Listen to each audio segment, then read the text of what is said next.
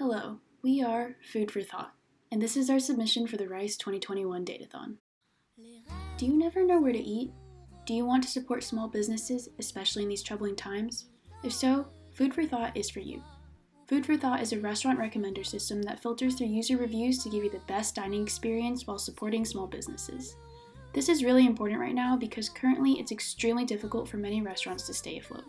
As of December of last year, a study from the National Restaurant Association claimed that nearly 17% of U.S. restaurants have closed either permanently or long-term amid the coronavirus pandemic, which amounts to over 110,000 service industry businesses across the country.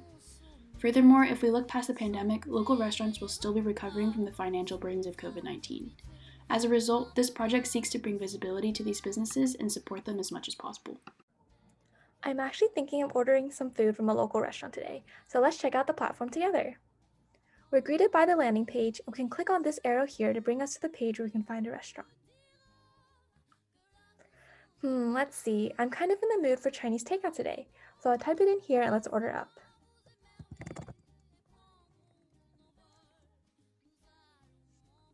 On this page, I can see all the restaurants that are recommended to me. I can see the name of the restaurant, the rating, and the location. I can also click on the Check It Out to learn more. If I ever want to start a new search, I can just click on the Get Recommendations in the nav bar to enter different search criteria. This time, I want to plan ahead for Valentine's Day. Let's put in, I want to go somewhere for date night. And after ordering up, we get a new set of recommendations. To build the platform itself, we use the Vue.js framework. For our algorithm, we chose to build a latent factor collaborative filtering recommendation system trained on user, business, and review datasets from Google Maps to accurately find the most relevant restaurants to a user's request. LFCF utilizes the behavior of other users to recommend items or services, which in this case was restaurants.